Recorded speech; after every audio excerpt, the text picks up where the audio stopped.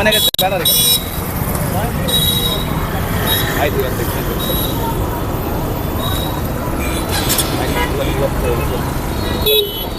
ಕನ್ನಡಿಗರ ಅಸ್ಮಿತೆ, ಕನ್ನಡದ ಮೊದಲ ರಾಜ ಗಂಡುಗಲಿ ಕುಮಾರರಾಮನ ಜಯಂತಿಯ ಶುಭಾಶಯಗಳು. ನಮಗೆ ಗಂಡುಗಲಿ ಕುಮಾರರಾಮ ಹಲವಾರು ವಿಷಯಗಳಲ್ಲಿ ಆದರ್ಶವಾಗಿ ಕಾಣ್ತಾನೆ. ಅಂತ ಕುಮಾರರಾಮ ನಮ್ಮ ಭಾಗದಲ್ಲಿ ಹುಟ್ಟಿದ್ದಾನೆ, ಆ ಭಾಗದಲ್ಲಿ ನಾವಿದ್ದೀವಿ ಅನ್ನೋದಕ್ಕೆ ಭಾಳ ಖುಷಿ ಆಗ್ತಾಯಿದೆ, ಹೆಮ್ಮೆ ಆಗ್ತಾಯಿದೆ. ಆ ಕುಮಾರರಾಮನ ಏನು ಜಬ್ಬಲ್ಗುಡ್ಡ ಏರಿಯಾದ ಅದು ಸಂಪೂರ್ಣ ಅಭಿವೃದ್ಧಿ ಆಗಬೇಕು. ನಾವು ಮೊದಲು ನೋಡಿದಾಗ ಅದು ರಸ್ತೆ ಇದ್ದಿಲ್ಲ, ಈಗ ಸಿಮೆಂಟ್ ರಸ್ತೆ ಆಗಿದೆ, ಅದೊಂದು ಖುಷಿ ವಿಚಾರ. ನಂತರ ಕುಮಾರರಾಮನ ಒಂದು ಪುತ್ಥಳಿ ಅಲ್ಲಿ ಅನಾವರಣ ಆಗಬೇಕು ಮತ್ತು ಅದಕ್ಕೆ ಸಂಬಂಧಪಟ್ಟ ಹಲವಾರು ಅಭಿವೃದ್ಧಿ ಕಾರ್ಯಗಳು, ಅಲ್ಲಿ ಮೂಲಭೂತ ಸೌಕರ್ಯಗಳು ಕುಮಾರರಾಮ ಬೆಟ್ಟದಲ್ಲಿ ಆಗಬೇಕು.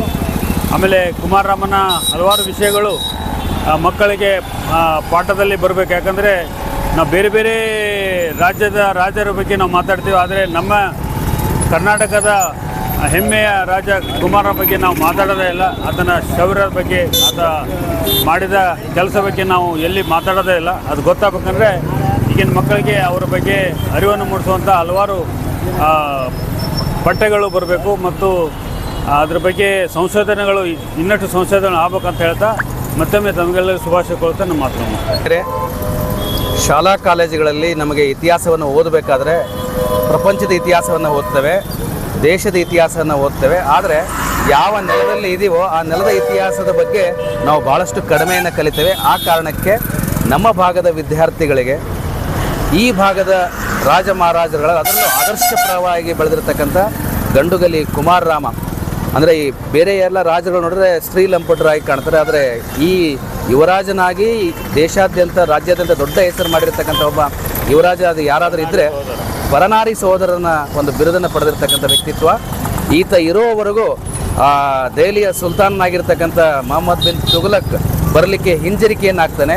ವಿಜಯನಗರ ಸ್ಥಾಪನೆ ಬಗ್ಗೆ ನಾವು ಕೃಷ್ಣದೇವರ ಬಗ್ಗೆ ಭಾಳಷ್ಟು ಓದ್ತೇವೆ, ಆದರೆ ಕೃಷ್ಣದೇವರಾಯರು ಬೆಳೆಯೋದಕ್ಕಿಂತ ಮುಂಚೆ ಅದಕ್ಕೆ ಮೂಲವಾಗಿರ್ತಕ್ಕಂಥದ್ದು ಕುಮ್ಮಟದುರ್ಗ.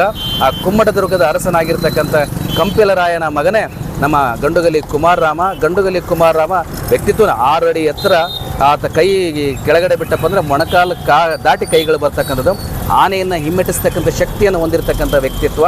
ಈ ಕುಮ್ಮಟದುರ್ಗ ಅಲ್ಲೇ ಯಾಕೆ ಸ್ಥಾಪನೆ ಮಾಡಿದ್ರೆ ಅಂದರೆ ಅಲ್ಲೊಂದು ದೃಷ್ಟಾಂತವನ್ನು ಹೇಳ್ತಾರೆ. ಅಲ್ಲಿ ನಾಯಿಯನ್ನು ಮೊಲ ಬೆನ್ನತ್ಕೊಂಡು ಹೋಗಿರುತ್ತೆ.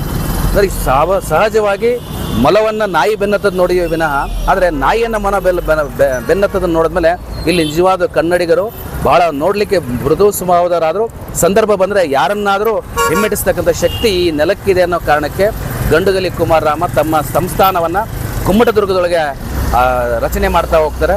ಇಷ್ಟೊಂದು ದೊಡ್ಡ ಐತಿಹಾಸಿಕ ಹಿನ್ನೆಲೆ ಇರತಕ್ಕಂಥ ನಮ್ಮ ಗಂಡುಗಲಿ ಕುಮಾರರಾಮನ ಐತಿಹಾಸಿಕ ಹಿನ್ನೆಲೆಯನ್ನು, ಚರಿತ್ರೆಯನ್ನು ವಿದ್ಯಾರ್ಥಿಗಳಿಗೆ ಮುಟ್ಟಿಸಿದಾಗ ಮಾತ್ರ ಈ ಭಾಗದ ಬಗ್ಗೆ ಗೌರವ ಇನ್ನಷ್ಟು ಜಾಸ್ತಿ ಆಗುತ್ತೆ ಅಂತ ಹೇಳ್ತಾ, ಆದಷ್ಟು ಬೇಗ ಕರ್ನಾಟಕ ರಾಜ್ಯ ಸರ್ಕಾರ ಆದಷ್ಟು ನಮ್ಮ ಗಂಡುಗಲಿ ಕುಮಾರರಾಮನ ಜಯಂತಿಯನ್ನು ಸರ್ಕಾರದ ವತಿಯಿಂದ ಆಚರಣೆ ಮಾಡಬೇಕು. ಜೊತೆಗೆ ವಿದ್ಯಾರ್ಥಿಗಳಿಗೆ ಆ ಇತಿಹಾಸವನ್ನು ತಿಳಿಸ್ತಕ್ಕಂಥ ಕೆಲಸವನ್ನು ಸರ್ಕಾರ ಮತ್ತು ಸಂಬಂಧಪಟ್ಟ ಇಲಾಖೆ ಮಾಡಬೇಕಂತೇಳಿ ಇವತ್ತು ಕೇಳ್ಕೊಳ್ತೇನೆ. ಮತ್ತೊಮ್ಮೆ ತಮ್ಮೆಲ್ಲರಿಗೂ ಗಂಡುಗಲಿ ಕುಮಾರರಾಮನ ಜಯಂತಿಯ ಶುಭಾಶಯಗಳನ್ನು ತಿಳಿಸ್ತಾ ನನ್ನ 2 ಮಾತು ಮುಗಿಸ್ತೇನೆ. ಶರಣಾರ್ಥಿ. ಎಲ್ಲ ಕನ್ನಡದ ಜನತೆಗೆ ರಕ್ಷಾಬಂಧನ ಮತ್ತು ಗಂಡುಗಲಿ ಕುಮಾರರಾಮನ ಜಯಂತಿಯ ಆರ್ಥಿಕ ಶುಭಾಶಯಗಳೊಂದಿಗೆ ಇವತ್ತು ರಕ್ಷಾಬಂಧನ ಏನಿದೆ, ಸರ್ಕಾರ ರಕ್ಷಾಬಂಧನ ಜೊತೆಗೆ ಕುಮಾರರಾಮನ ಜಯಂತಿ ಆಚರಣೆ ಮಾಡ್ತಕ್ಕಂಥ ಕೆಲಸ ಆಗಬೇಕು.